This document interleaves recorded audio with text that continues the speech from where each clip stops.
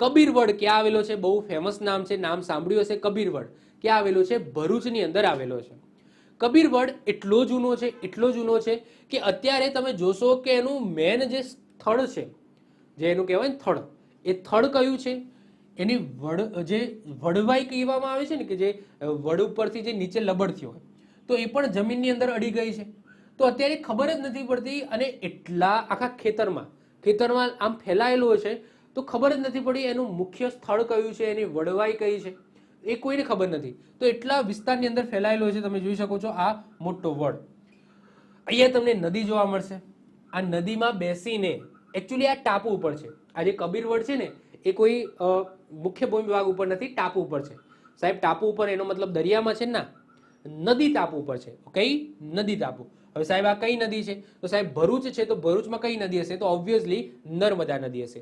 તો આ નર્મદા નદી વચ્ચે એક ટાપુ આવેલો છે, અને આ ટાપુ ઉપર તમને કબીરવડ જોવા મળશે. એટલે તમારે મુખ્ય ભૂમિ ભાગથી તમારે આ ટાપુ ઉપર જવું હોય તો નાવડીનો એક જ માધ્યમ છે કે નાવડીમાં બેસીને જવું પડે.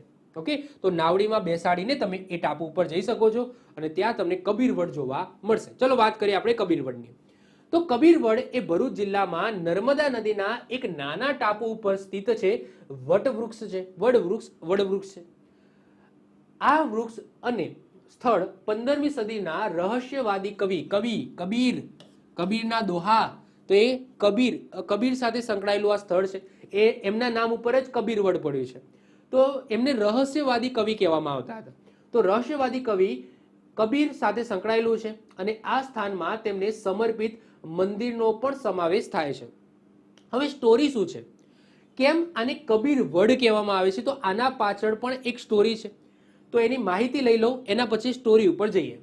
તો ભરૂચથી શુક્લ તીર્થ જઈએ અને જાનોર જવા માટે નર્મદા નદીના કિનારે કબીર મઢી આવેલી છે. કબીર મઢી તરીકે ઓળખાતું આ સ્થળ છે. ત્યાંથી તમારે બોટ લેવાની, દેખાય છે બોટ, આ બોટ લેવાની, અને બોટમાં બેસીને એ ટાપુ ઉપર જવાનું, અને એ ટાપુ ઉપર તમને કબીરવડ જોવા મળે.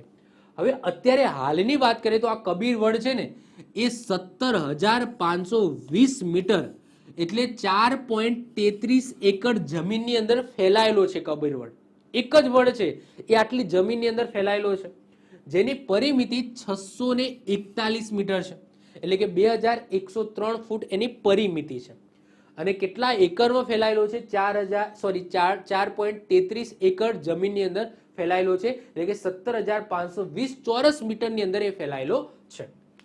હવે સ્ટોરી કઈક એવી છે, દંતકથા એવી છે કે આ કબીરવડ, એના પાછળ કબીર જે સંત છે, કબીર કવિ કો, સંત કો, એમનું નામ કેમ સંકળાયેલું છે? તો કઈક સ્ટોરી એવી છે કે ગુજરાતના ભરૂચ જિલ્લામાં મંગલેશ્વર પાસે શુક્લતીર્થ ગામની અંદર જીવા અને તત્વા નામના બે બ્રાહ્મણો હતા. એક દિવસ એ સાચા સંતની શોધમાં હતા કે આપણને સાચો સંત કઈ રીતના ખબર પડશે, મતલબ કે આપણે ગુરુ બનાવવા છે, પરંતુ એ ગુરુ સાચા છે કે નહીં, એ સંત સાચા છે કે નહીં, એ કઈ રીતના ખબર પડશે?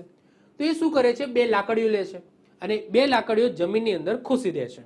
એકદમ સૂકી લાકડીઓ હોય છે, અને નક્કી કરે છે કે જે સંત આ સૂકી લાકડીઓને લીલી બનાવે, એટલે કે એમાંથી ઝાડ બનાવે, તો એ સંત આપણા સાચા.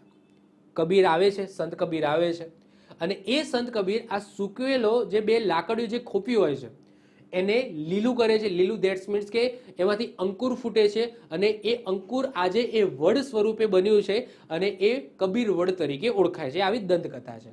એક વખત હું વાંચી જાઉં છું. બે બ્રાહ્મણો હતા. એક દિવસ ભાઈઓ સાચા સંતને શોધવાની પ્રેરણા છે. આમ કરવા માટે તેઓ તેમના આંગણામાં વટવૃક્ષની સૂકી ડાળીઓ વાવે છે, અને અનુમાન કરે છે કે જે પણ સંત સૂકવેલા અંકુરને લીલો કરશે એ સાચો સંત હશે.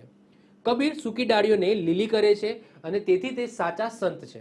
અને એ દંતકથા અનુસાર આ જે અંકુર હતું, એ વખતે અંકુર જે ફૂટ્યું હતું, એ આજે કબીર વડ બન્યું છે. આવી દંતકથા છે. ક્લિયર? તો કબીર વડ ક્યાં આવેલો છે? ભરૂચની અંદર આવેલો છે. આવી જ રીતના ઓછા સમયની અંદર મહત્વપૂર્ણ નોલેજ મેળવવા માટે અને મને સપોર્ટ કરવા માટે આજે જ આપણી યુટ્યુબ ચેનલ ટીચિંગ કિશન ક્લિપને સબસ્ક્રાઇબ કરો.